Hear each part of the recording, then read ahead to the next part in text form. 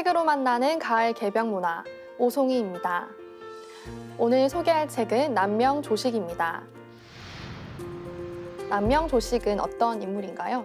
태계 이황과 쌍벽을 이루는 유학자가 있다는 사실을 사람들이 잘 모르고 있는 것 같습니다. 그분이 바로 이제 남명조식 선생님이거든요. 신이한 스토리를 가지고 태어나는 경우가 많은데요. 남명도 그런 일화가 있다고 하죠. 어떤 예언가가 지나면서 말하기를 신유년에 이곳에서 태어나는 아이는 커서 반드시 성현이 될 것이다 라고 했다고 하네요. 이 남명의 수양 방법에 대해서 소개해 주시겠어요? 남명 선생이 자기의 수양을 위해서 항상 가지고 다니던 것이 두 개가 있는데요. 하나는 조그만 칼이고 또 하나는 흔들리면 소리가 나는 방울이었거든요.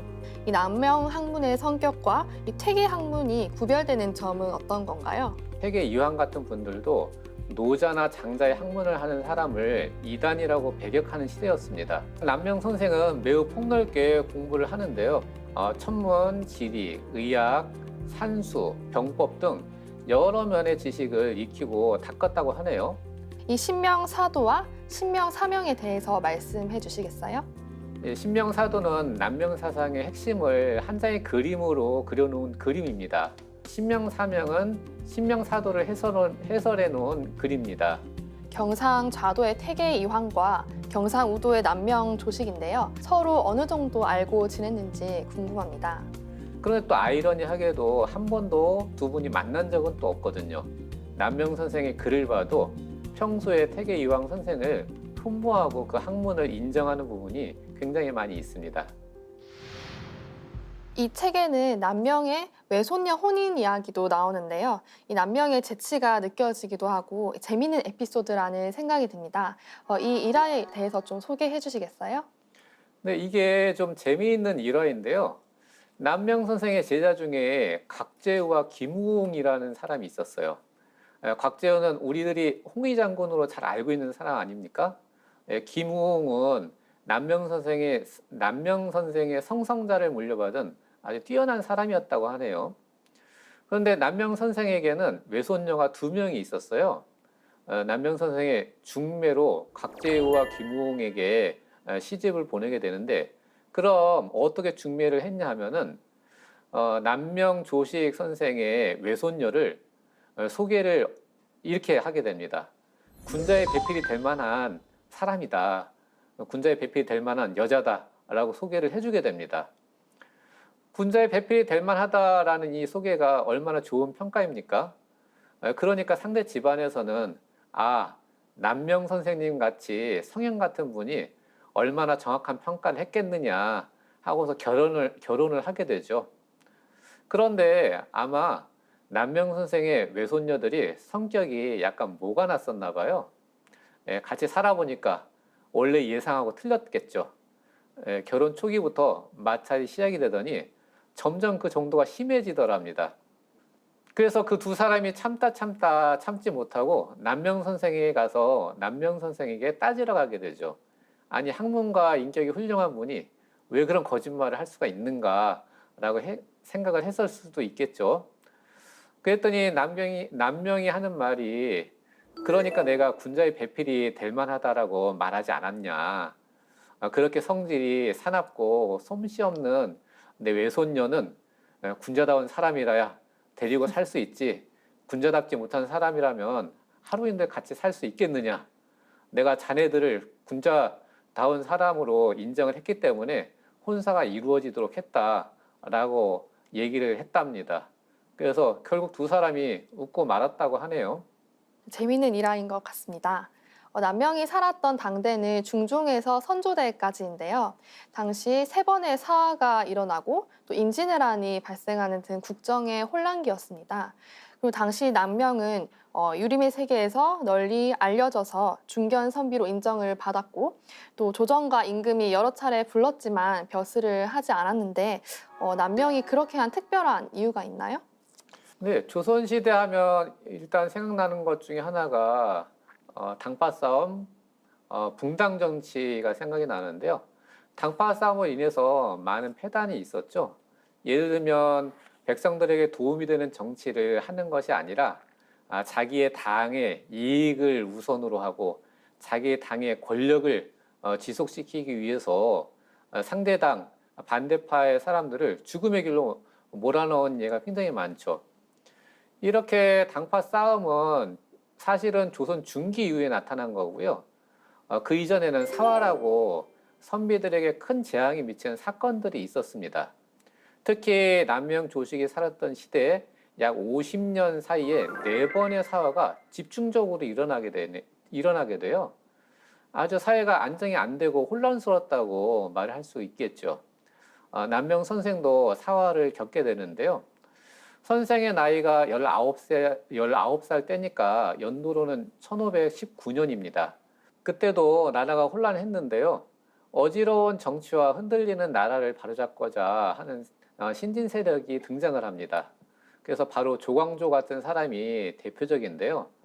그분들이 간신배들에게 대거 목숨을 잃게 되는 사건을 목격을 하게 되죠. 이게 그 유명한 김효사화입니다. 이것을 보고 남명 선생은 굉장히 정치에 대해서 환멸을 느꼈을 수도 있을 것 같습니다. 그리고 1545년에도 사화가 일어나서 남명 선생의 친구들이 대부분 목숨을 잃는 사건이 있죠. 남명 선생은 사화가 일어나는 것을 보면서 선비의 큰 절개는 오직 출처 하나에 달려 있다라고 할 정도로 출처를 강조하게 되는데요. 출처라는 게 뭐냐 하면은 벼슬에 나가고 물러나는 법을 잘 하는 것을 얘기를 합니다. 제자들에게도 벼슬에 나갈 때가 아니라고 생각이 되면은 군왕이 엄한 명령이 있을지라도 죽음을 무릅쓰고 응하지 않는다라고 가르치곤 했죠. 그래서 남명 선생 자신도 평생을 벼슬에 나가지 않았던 것 같습니다. 임진왜란 때 곽재우 장군을 비롯해서 그 의병장의 대부분이 남명의 문인이었다고 하는데요. 그들이 나라를 위해서 이렇게 적극적으로 의병을 일으킨 이유는 어디에 있는 건가요? 예를 들면 가정에 어려움이 있으면 그 어려움을 해결해야 하고 나라의 외적의 침입이 있으면 나라를 지키는 것이 도리라고 할 수 있겠는데요. 그런데 임진왜란이 일어나자 여기저기서 의병들이 일어나서 엄청난 역할을 했습니다. 말씀하신 것처럼 대부분의 의병들이 남명 선생의 제자들이었거든요. 이것은 참 생각해 볼 만한 문제죠. 우리가 학문을 하는데 무엇을 위해 하는 것이냐, 무엇을 위한 공부냐 하는 문제인데요. 굉장히 중요한 점 아닙니까? 아무튼 남명 선생의 문화에서 대표적인 영남의 3대 의병장인 곽재우, 정윤홍, 김면을 비롯해서 약 50여 명의 의병장이 활약을 했어요.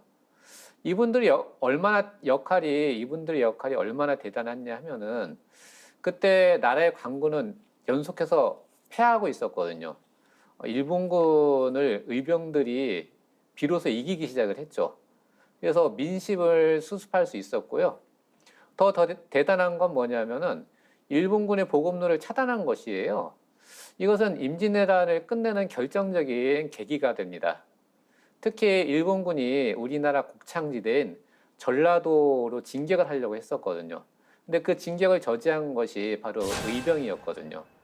이것이 가능했기에 나중에 아마도 이순신 장군이 반격을 하는 것이 가능하지 않았겠느냐라고 생각을 할 수 있습니다. 다시 말하면 임진왜란 때 거의 대부분의 의병은 남명의 문인들이었고요. 이들이 아니었으면 임진왜란 때 외적을 물리치기가 아마 굉장히 어려웠을 겁니다. 그리고 남명이 55살에 온 나라를 진동시킨 단성소를 임금에게 올리게 되는데요.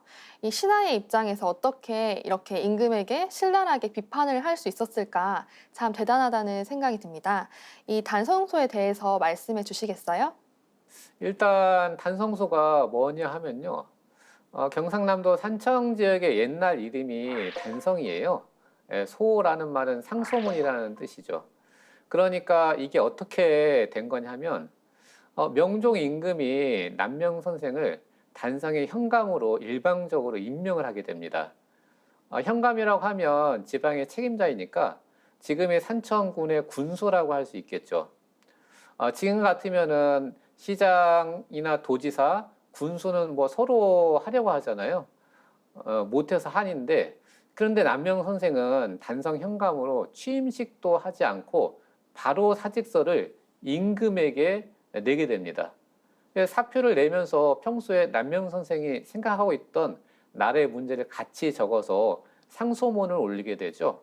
이게 바로 그 유명한 단성소입니다. 정확하게 말하면 단성의 현감을 사직하면서 올린 상소문이라고 해서 단성 현감 사직소가 정확한 표현이라고 할 수 있겠죠. 그러면 당시의 상황이 어땠는지 잠깐 설명을 조금 더 해야 되는데요. 조선의 11대 왕이 중종인데 중종이 죽고 나자 큰아들인 인종이 즉위를 하게 되죠. 그런데 이 인종 임금이 오래 정치를 하지 못하고 8개월 만에 급사를 하게 됩니다. 그래서 아직 12살밖에 안 된 이복 동생인 명종이 왕위를 계승하게 되죠. 나이가 어리다 보니까 어머니인 문정왕후가 대리 정치를 시작하게 되었습니다. 그런데 문정왕후가 정치를 깨끗하게 잘 했으면 좋았을 텐데 그렇지 않고 이때부터 외척 세력이 권력을 잡고 뭐 의사사와 그 기타 등등으로 반대파와 사람들을 대거 수청하기 시작을 했거든요. 그래서 엄청난 부정부패를 또 하게 됩니다. 이런 시대적 상황에서 남명 선생이 단성소를 같이 올리게 되는 거죠. 단성소를 올리자 말씀하신 것처럼 전국이 정말 발칵 뒤집혔습니다. 우선 전국에 유학자가 그렇게 많이 있지만은 나라가 어지러울 때 이 문제로 상소를 올린 사람은 오직 남명 선생 한 사람뿐이거든요. 그리고 그 내용이 당대의 국가적 현실과 정치의 문제를 신랄하게 비판한 파격적인 내용이 많았습니다. 이런 단성소는 지금까지 여러 곳에서 많이 인용이 되고 있죠. 그런데 그 내용이 너무 파격적이고 임금만 비판하면 좋은데 그 어머니 문정왕후까지 같이 비판한 내용이었거든요. 그래서 명종 임금이 대노를 하게 됩니다. 남명 선생에게 죄를 물어서 죽이려고 했는데요. 남명 선생이 워낙 명성이 자자하고 송나라 때도 비슷한 사건이 있었다는 점을 참작해서 아무 일 없이 넘어가게 되거든요. 참 다행한 일이었죠.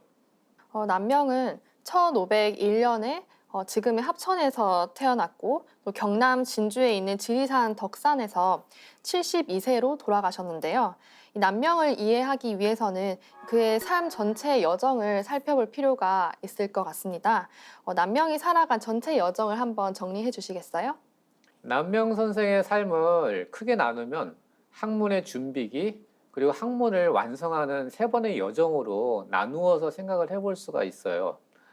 남명 선생은 16세기가 시작되는 첫 해죠. 1501년에 경상도 합천 토동에서 태어나게 되죠. 어린 시절을 보내다가 부친을 따라서 서울로 갔다가 다시 함경도 단천으로 갔다가 서울로 돌아오게 됩니다. 그리고 19살 때부터는 과공부를 시작을 했고요. 25살 때 책을 읽다가 크게 반성을 하고 과공부를 때려치우게 되죠. 그리고 창 학문의 길로 들어서는 결정적인 계기가 되죠. 여기까지가 학문을 준비하고 방향성을 설정하는 기간이라고 할 수 있겠죠. 그리고 30살부터는 김해로 이사하여 47살까지 약 17년간, 18년간을 김해에서 터전을 잡고 생활을 하세요. 18년이라고 하면 짧은 세월이 아닌데 굉장히 오랜 세월을 김해에서 거주를 하셨습니다. 그리고 여기서는 산해정이라고 하는 집을 지어놓고 방 사방에 책을 쌓아두고 그 가운데 앉아서 깊이 있게 이제 학문을 탐구하게 됩니다. 남명 선생의 학문이 점점 분명해져가고 경지가 높아지는 시기가 이 시기라고 얘기할 수 있습니다. 그러다가 37세부터는 제자를 가르치기 시작을 하죠. 그리고 이 김해 시기가 지나고 47살에는 태어났던 곳인 삼가, 합천이죠. 합천으로 돌아와서 토동의 옛집 옆에 계부당을 지어놓고 제자들을 본격적으로 가르치기 시작합니다. 계부당이라고 하는 말이 뭐냐 하면은 계라는 말이 닭개자 아닙니까? 닭이 알을 품듯이 덕을 함양하겠다는 뜻인데요. 남명 선생의 평생에 대한 학문의 열정이 참 이런 곳에서 잘 드러난다고 생각을 해볼 수가 있겠어요. 그리고 유명한 단성소도 이때 작성을 하게 되죠. 그리고 남명 선생의 말년이라고 할 수 있는데요. 60살부터 돌아가시던 72살까지 지리산 덕산으로 이주를 해서 산천제라고 하는 집을 지어놓고 강학을 하였는데요. 남명 선생은 지리산을 무척 좋아하셨던 것 같아요. 그래서 산천제를 짓기 이전에도 사실은 지리산에 여러 번 다니면서 자신의 말년을 어디서 보내는 것이 좋을지를 물색을 하셨던 것 같습니다. 그리고 지금의 산청 소재인 덕산의 자리를 잡게 되신 거죠. 그리고 돌아가실 때까지 흩어진 모습을 보이지 않고 본인의 공부와 제자의 양성에 노력을 하셨습니다. 남명 선생의 삶은 전체적으로 간략하게 얘기해 봤는데요. 남명 선생은 정말 한평생을 경과 의를 위해서 사셨다고 해도 과언이 아니라고 할 수 있습니다. 안으로는 깨어있음을 강조하고 밖으로는 의로움을 강조하는 것을 평생의 삶의 방향성, 목표로 삼고 항상 노력을 하신 거죠. 저는 이 책을 읽고서 오늘을 사는 우리들도 한평생을 바쳐서 그리고 한 생애를 걸쳐서 추구할 만한 소중한 가치가 무엇이 있을까를 한번 생각을 해봐야 된다고 느꼈습니다. 네, 지금까지 이윤구 포감님 모시고 남명 조식에 대해 말씀 나눴는데요. 남명이 경과 의를 자신의 지표로 삼고 자신의 수양과 실천 궁행을 중시한 것은 현대인들에게도 꼭 필요한 가르침이라고 생각합니다. 경으로서 안을 곧게 하고 의로서 밖을 바르게 한다. 이러한 가르침을 실천하며 살아가 보는 것은 어떨까요? 그러면 자신의 삶도 더 건강해지고 이 사회도 더 밝아지리라는 생각이 듭니다. 책으로 만나는 가을 개병문화, 오늘은 여기서 마치겠습니다. 포함님 말씀 감사합니다.